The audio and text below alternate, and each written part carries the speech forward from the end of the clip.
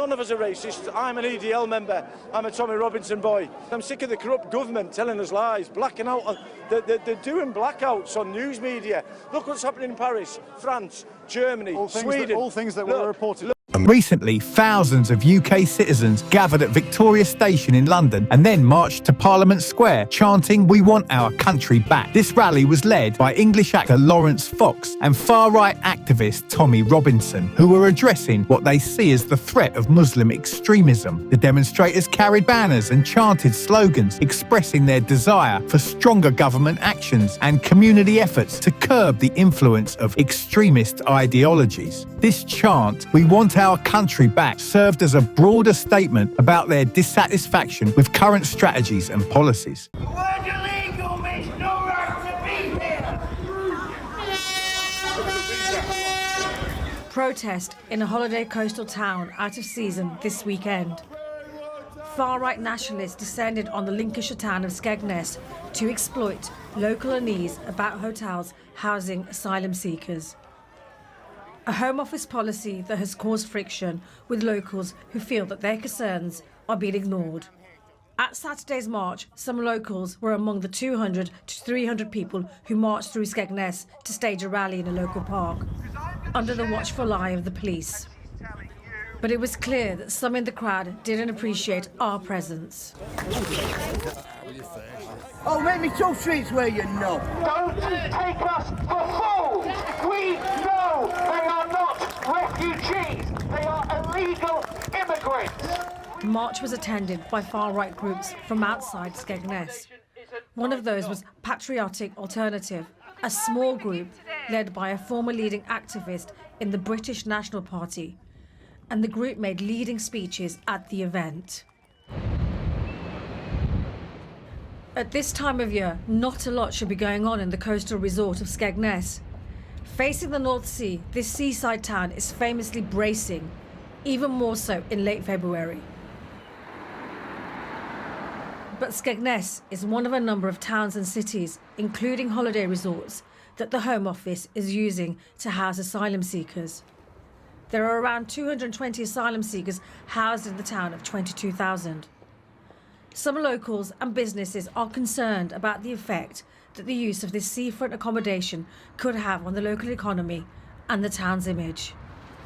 Both the threes, 33. It's eyes down at the local social club where the punters are chasing a full house. In recent years, the UK has been dealing with increasing concerns about Muslim radicalism. This issue has become a significant topic of conversation across communities, with various perspectives and responses emerging. Public discourse has evolved to focus on how to address these complex and sensitive issues while balancing security concerns with principles of tolerance and inclusivity. But the housing of asylum seekers is something everyone is aware of. We think that we're being put on with the amount of the asylum seekers what we've got. We're not saying we don't want any, but there is a lot. They should be shared out a bit better. And that sounds terrible, doesn't it? I don't mean it to. The issue has been building locally for months. In November, a usually poorly attended council meeting became very rowdy. I'm the Mayor's chaplain, so I turned up to bless the council. And there's usually 15, 20 people in there in the public spaces. Well, there were considerably more than that. And it very quickly degenerated into people just shouting and bawling and being quite unpleasant. So the meeting was abandoned and the mayor and the town clerk and the councillors left. But the majority of people at that meeting, I would say, were not local. I know a lot of the local people, and there were accents and people there I'd never seen before. At the local Anglican church, St Matthew's, churchgoers are celebrating the beginning of Lent, but it seems everyone in the town is aware of the asylum controversy. The peace of the Lord be always with you. The rector of Skegness, Richard Holden, has seen the tensions develop over the last few months firsthand. I think if it's going to affect local businesses, I think that's a legitimate concern. So our economy is based on holidaymakers. So if that's damaged, that damages the town. So I think that's a legitimate concern. And what's not legitimate? I think it's not legitimate to say that they're coming and they're standing outside the school gates, that they are going into the local nightclubs. To understand why these concerns exist, it's important to consider the historical context. Muslim immigrants from former British colonies like Pakistan, India and Bangladesh have brought diverse Islamic traditions and schools of thought to the UK. These communities often settled in urban areas where they face challenges like integration, discrimination and socio-economic marginalisation. Concerns have the same ambitions or the same agenda as people like Patriotic Alternative and the far right. For some people in towns all over the country, there are concerns about the impact on local services and business of placing asylum seekers in hotels. But as Saturday's march in Skegness showed, genuine concerns can be seized on by those who seek to stir up hate, sometimes with fractious results. During the period when these immigrants were settling in the UK, political Islamist groups began to rise. Some of these groups were influenced by the ideology of the Muslim Brotherhood and similar movements, focusing primarily on political activism rather than violent extremism. However, with the recent influx of immigrants, British society has seen the emergence of more radical ideologies, making the UK a focal point for radical preachers. This small village in England is divided as dozens of asylum seekers have been moved into a local hotel. It's turning us into racist people, which I don't want to be racist, but it's making me dislike these people. These poor people that have gone through hell need somewhere to go to. Some villagers have been holding protests. One turned violent, and a local man was charged after a police officer was injured. Save Kedworth! What do you think the village needs saving from? Just 250 strangers that we don't know anything about.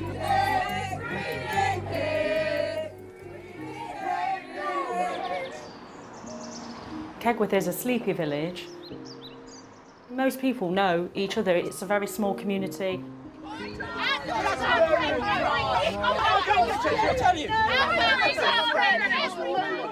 Kedworth is great, so it's a really nice community spirit.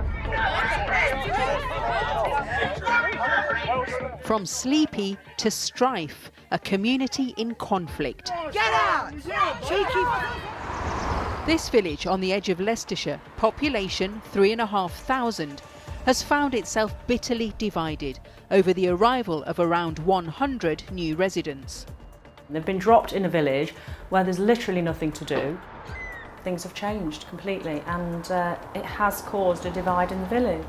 The guys have come from war-torn countries. They want to feel safe and welcomed and contribute to the community. This is what caused the clashes. There aren't many facilities in Kedworth, but the U Lodge was one of them. It's a family-run hotel with a gym, a pool and a popular restaurant. But last month, without much notice, all bookings were suddenly cancelled and all the signs to the hotel were covered over because the owner had signed an exclusive contract with the Home Office to use the hotel for asylum seekers. Small village! Big problem! And its local communities feeling the fallout. This is Operation U Lodge, a campaign group that's been holding regular demos. People are just scared to walk the streets now. What are you scared of? Well, we don't know because we don't know anything about these people.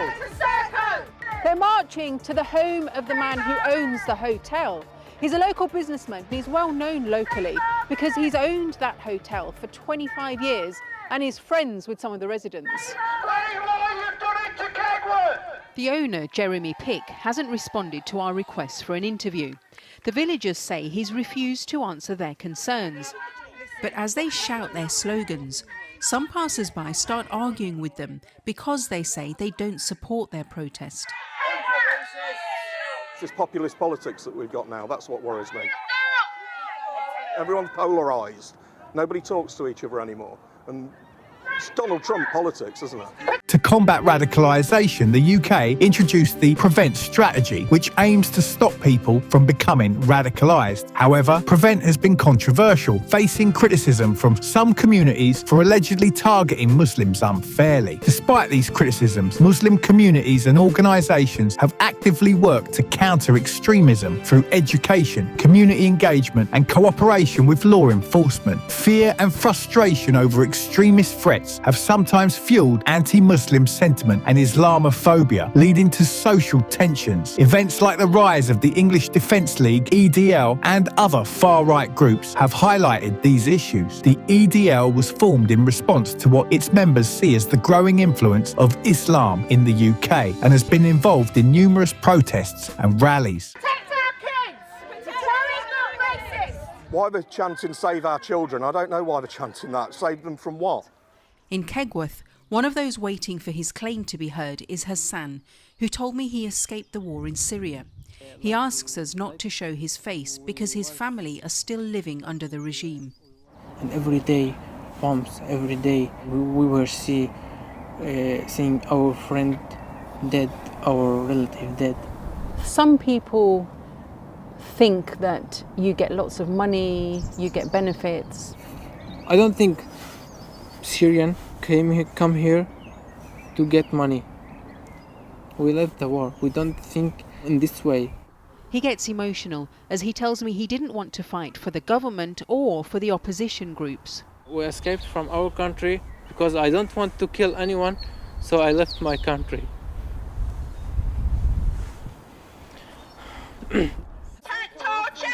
But every week, outside his temporary new home, there have been rowdy rallies. They say, save our village. I don't know, save our village from what? From the human? I just want to tell you that I am human. The protests have caused deep divisions. On social media, rumours are rife. I had my phone stolen, but it was before they actually came to the village, but it was all over the social media that it was them and it wasn't them. It's just like everything with Facebook, it snowballs. What shoe size do you wear? 40. 40? Oh, what's that in English? On the other side of the divide, Operation Open Arms Kegworth, residents who have set up a group to welcome their new neighbours. I'm learning about their culture, I'm learning different languages, I see their families sometimes virtually or photos, and they've met my baby, and yeah, it's changed my life a lot. It makes you realise how lucky you are. There are some people who are very hostile to the guys being here. How do you deal with that? You know, you've been labelled lefties and do-gooders. I think people are entitled to have different views, and some people can think that they shouldn't be in our village, but still that they're people who need help, whether they should be in our village or whether they think the government should have housed them somewhere else isn't really relevant. More than 50,000 asylum seekers are stuck in hotels. The Home Office says the system is under incredible strain and that they'll work with local authorities to ensure the arrangements are safe for local people and for the hotel residents. But they admit there's no deadline to end their use. And so, villagers in Kegworth and their new arrivals have no idea how long they'll be staying. The recent rally in June, which drew thousands of UK citizens, was a response to the perceived threat of Muslim extremism. Participants gathered at Victoria Station and then marched to Parliament Square, led by Lawrence Fox and Tommy Robinson. They carried banners and chanted slogans like "We want our country back," expressing their desire for stronger governmental actions and community initiatives to curb the influence of extremist ideologies. Many participants voiced their concerns about the safety of their communities and the need for a more robust approach to prevent radicalisation, particularly among young people. Organisers emphasised that the rally was not an indictment of the Muslim community as a whole, but a call to address the specific issue of extremism that poses a threat to national security. This distinction was crucial in understanding the rally's motivations and the message the participants aimed to convey. The event drew a diverse crowd, including victims of past attacks, community leaders, and ordinary citizens who shared a common goal of ensuring a safe and secure environment for all. The people of Britain have been unbelievably generous towards illegal immigrants. We pay millions in tax for them every single day. We've given up local hotels, local housing, our public safety in some cases. We've bent over backwards for them. The people of Wethersfield know this only too well. Their town has been turned into essentially a detention centre. They took the government to court over this. They did lose. Anyway, GB News can exclusively reveal that today some of those illegal migrants decided to conduct a protest outside, blocking roads and causing chaos.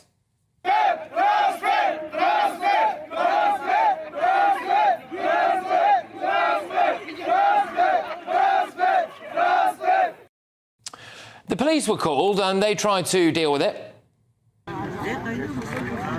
Maybe she's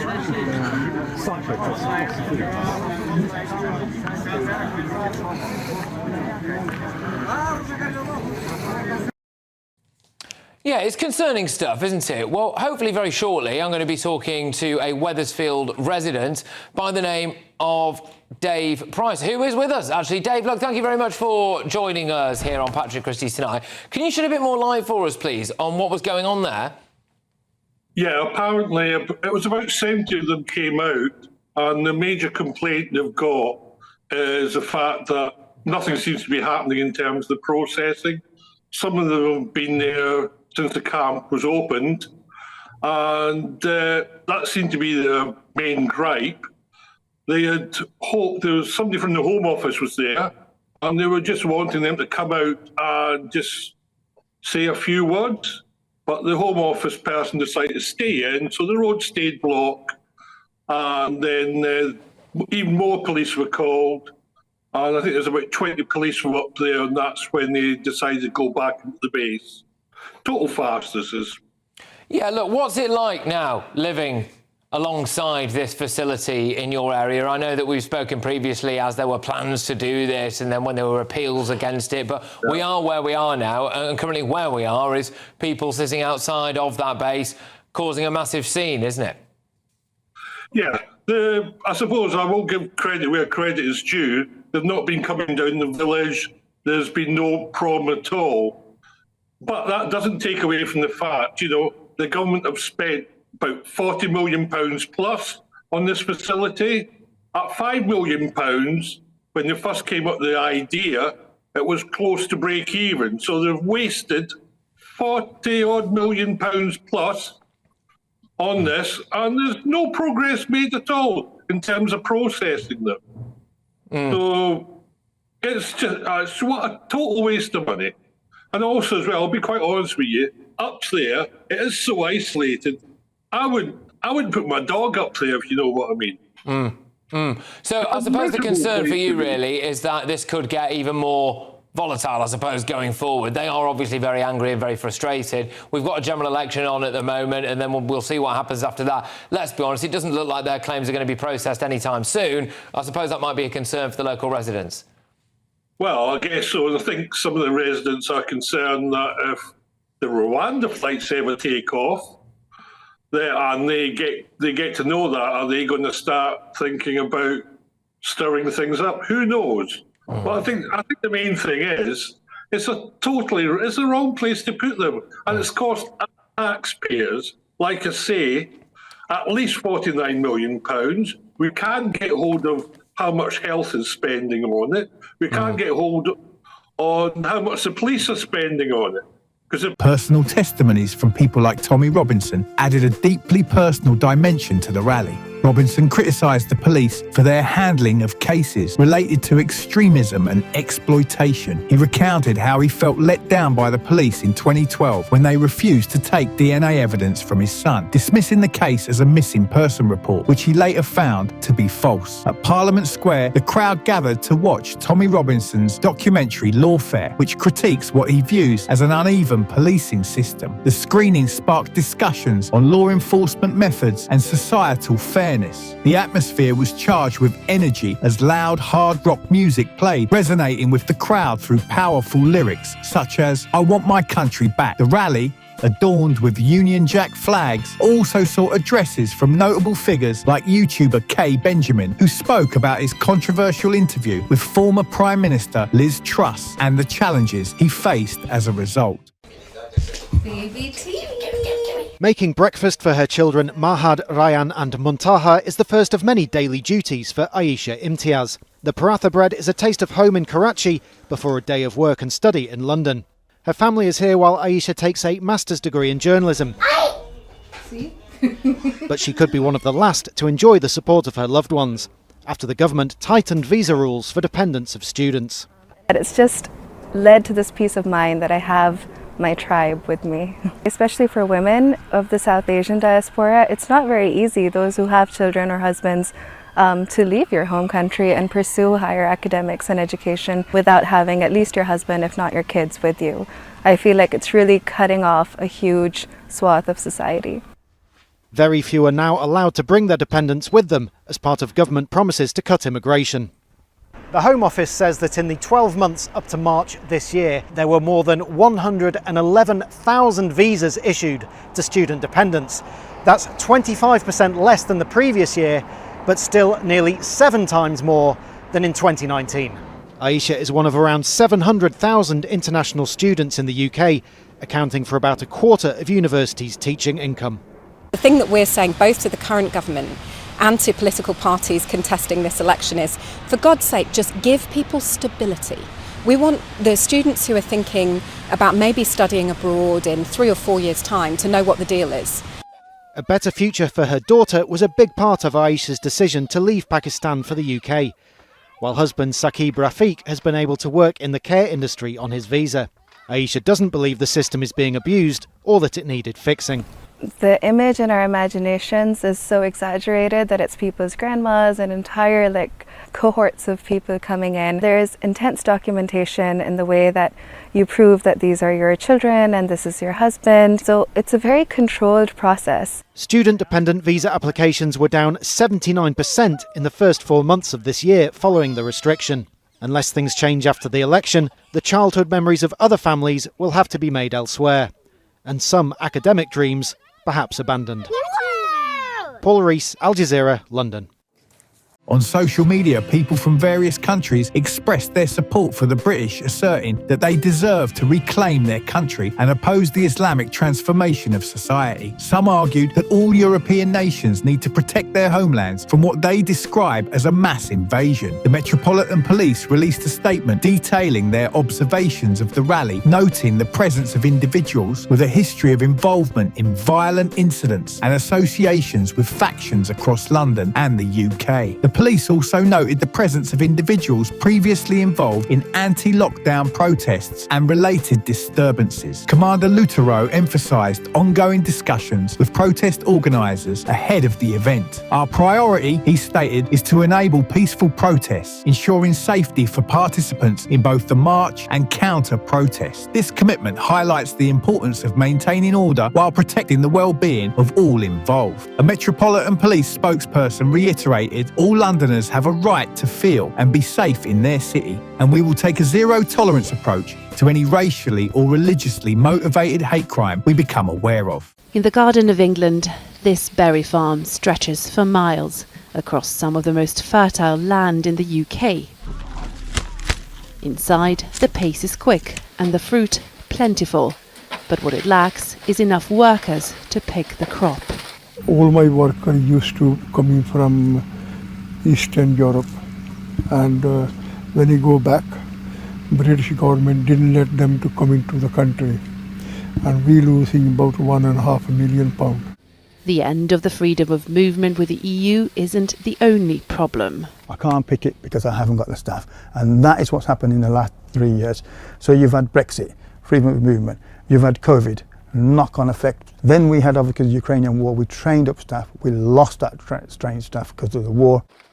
These issues working up a perfect storm of labour shortages that the National Farmers Union says caused production to be cut by a third in some businesses since 2020. And though the government introduced a 6-month seasonal workers visa, farmers here say it's not enough. At the moment, for my industry, we've got 45,000 licenses, seasonal workers licenses that are coming in. Do we need that? Yes. Do we need double that? We're 100% need. We're growing more. We're getting better at growing. If we're getting better at growing, we need the manpower to help us grow. But politicians, both in office and in opposition, have vowed to reduce immigration, not bring more people in. The current Conservative government wanted to encourage farmers to gradually start replacing overseas workers with British ones, but that hasn't happened. And in reality, the majority of people who work in farms like this one come from abroad. Where are you from? Philippines. From India, Uzbekistan, Bulgaria, Macedonia. They have tried to recruit locally here, but without much success. Make sure they don't leave any food behind. And their business model depends on trained staff coming back season after season. It's a skilled job. It takes ages to learn it. It's very, very difficult. The crop here, they last 2 or 3 days. If you miss 2 days, the crop is gone. If you don't have the people, we are lost. A steady supply of overseas workers may not be what the politicians say they want, but it is what farmers here say they need. Milena Veselinovic, Vejle Vivsham, UK. This rally serves as a reminder that many individuals in Britain are deeply committed to protecting their nation from potential risks, including concerns over Islamist influence. Engaging in transparent discussions and cooperative initiatives is essential to addressing these apprehensions while upholding democratic principles and respecting the rights of every individual. As this dialogue continues to unfold, the rallying cry against Muslim extremism reflects the UK's commitment to security and social cohesion.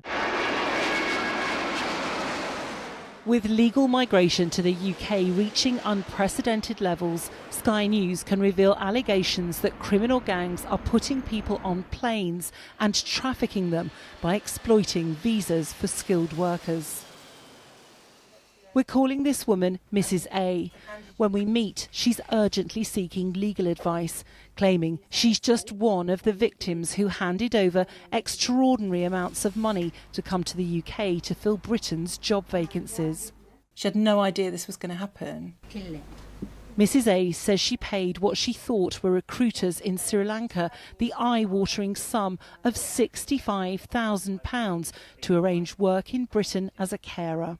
When I got to the airport, they gave me the work permit and the tickets and a boy. Mrs. A says at the airport, the recruiters gave her a 12-year-old boy who she'd never seen before and was told he had to travel with her. She says they used a fake Sri Lankan passport for the boy and falsely claimed he was her dependent so he could travel on the work visa they'd secured for her. It was last minute. I felt very scared but couldn't do anything about it. I didn't understand much.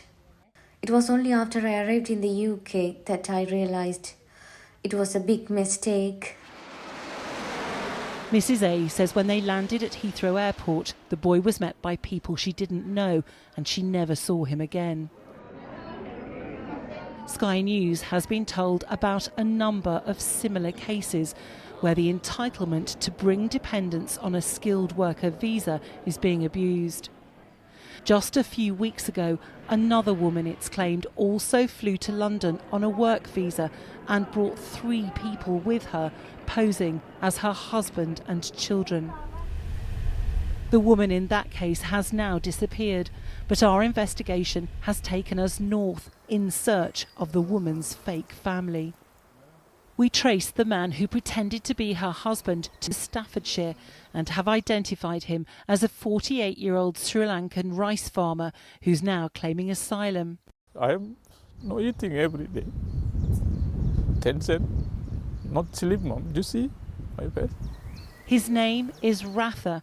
He says he paid someone who he calls an agent £50,000 to get him to the UK, where they told him he would have a job and, after a couple of years, residency.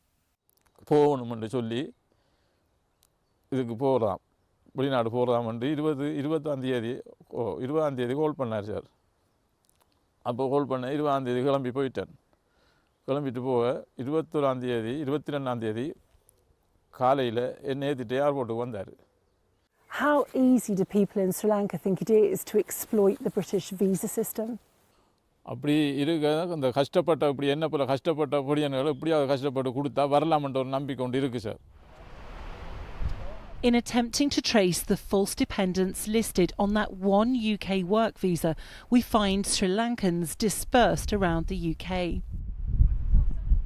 In Liverpool, we've tracked down the boy who says agents made him travel as Ratha's fake son. This is 19-year-old Hinthujan. He's now living with relatives in the city's Sri Lankan community. He cuts a small and frightened figure.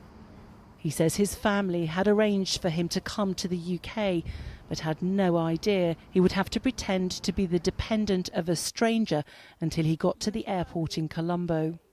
பயமாத்தான் இருந்தது அவங்க சொன்னது இப்படி அம்மா இவங்க அப்பா அம்மான்னு சொல்லி போனா ஒரு பிரச்சனையும் இல்லைன்னு சொன்னாங்க. Unable to speak a word of English, he is also now claiming asylum. எங்களுக்கு ஸ்ரீலங்காவில் பல பிரச்சனைகள் நடக்குது. ஸ்ரீலங்காவில் போய் இருக்க முடியாது. ஸ்ரீலங்காவில் அதனால தான் நாங்கள் வந்தோம். Why the UK? UKல தமிழர்கள் இருக்கிறாங்க. அதனால அவங்க உதவி செய்வாங்கன்னு வந்தோம். There are now questions about the way visas are issued. It's extremely alarming and concerning that we have a system that is not catching exploitation at this level. And there needs to be some way of the Home Office reviewing its systems to look at what's not working here. But remember Mrs A, who we met at a solicitor's office urgently in need of legal help. Her journey to the UK doesn't only raise allegations about people smuggling. There are now questions about the regulation of the skilled worker visa system. Balancing vigilance with respect for diversity remains a significant challenge. Moving forward, it will be crucial for policymakers, community leaders and citizens alike to navigate these waters with sensitivity and clarity, ensuring a safe and inclusive society for all. This endeavour requires ongoing dialogue, community engagement and the development of policies that address the root causes of extremism without alienating any segment of the population. Promoting education and awareness is equally important, fostering a deeper understanding of the UK's diverse Muslim communities. The rally in London, with thousands of UK citizens chanting "We want our country back," was a significant event that highlighted the concerns and frustrations of many people. While it aimed to address the specific issue of Muslim extremism, it also brought to light the broader challenges of balancing security and inclusivity in a diverse society. The event underscored the need for ongoing dialogue, education and community engagement to create a safe and inclusive environment for everyone. Mrs A was given a UK residence permit, although she doesn't meet the only requirement to come to the UK from abroad to work as a carer to speak English. Sky News has obtained these documents used to support Mrs A's job application by the so-called recruiters she paid. Her own legal advisor has told us the documents are entirely fake. Mrs A never completed a 3-year diploma course in nursing, neither did she pass exams in physics, biology and chemistry. These forged certificates state that Mrs A obtained a very good pass in an English language exam. Mrs A's fake CV boasts she spent 7 years providing direct nursing care to patients in a busy hospital ward environment and 2 years providing care to patients in a home for the elderly. It says she's skilled at safe patient handling and first aid. None of this is true. Almost 150,000 people came to the UK last year on skilled worker visas. In February 2022, carers were included on the government's list of jobs needing to be filled. It was that opening up of the jobs market post-Brexit which also brought this family to the UK. Seat. But Vinothan and his wife and 2 young children are now living in the spare room of someone they know, because he says the job he thought he was coming to do didn't work out. Vinothan says he received a letter saying he'd successfully secured a post as a care support worker for 40 hours a week. On induction day he was given a uniform, but claims he wasn't told before leaving Sri Lanka he would have to do unpaid training for an unspecified period of time before getting paid work. Now in dispute with the company, his certificate of sponsorship to work in the UK has been withdrawn and he's claiming asylum. Vinothan says he paid people in Sri Lanka £26,000 to arrange the job, his entire family's life savings. So you thought they were recruiters? You didn't know they were criminal gangs? No, I don't. When you gave them the money? No. But why did you think recruiters would charge you £26,000? Because I asked them, because this is very huge amount. I thought I am getting my visa genuinely. I came with the expectation of job. Means it's a very big amount for us from Sri Lanka, because my grandfathers, my grandmothers, jewels, 2-3 generations, they've earned that. Inside, I don't have anything now. Everything has gone. They have cheated me.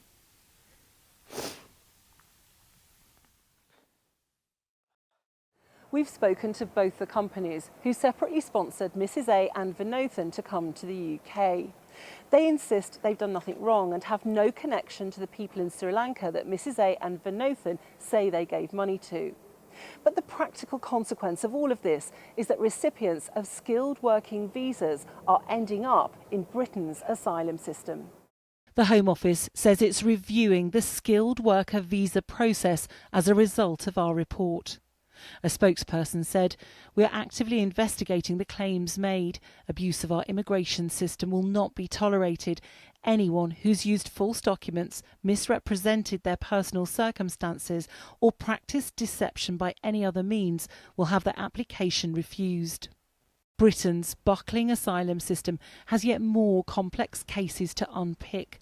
This wasn't how those who gave vast sums of money in the hope of securing new... In the aftermath of the rally, the public discourse continues to evolve. There is a growing recognition of the need to address the root causes of extremism through comprehensive strategies that include social integration, economic opportunities, and community cohesion. It is also clear that fostering mutual understanding and respect among different cultural and religious groups is vital for long-term peace and security. As the UK navigates these complex issues, the role of the government, law enforcement and civil society will be crucial. The Prevent strategy and other counter-terrorism measures will likely continue to be debated and refined. Ensuring that these strategies are effective, fair and inclusive will be a key challenge. The rally also highlighted the importance of community-led initiatives in countering extremism. Many Muslim organisations and leaders have been at the forefront of efforts to prevent radicalisation, often working closely with local authorities and law enforcement. These efforts include educational programs, youth engagement and interfaith dialogues that promote peace and understanding. Moreover, the media's role in shaping public perception and discourse about extremism and national security cannot be overlooked. Responsible reporting that avoids sensationalism and fosters informed debate is essential in building a cohesive and resilient society. Let me know your thoughts in the comments below. For more content like this, be sure to subscribe to the channel.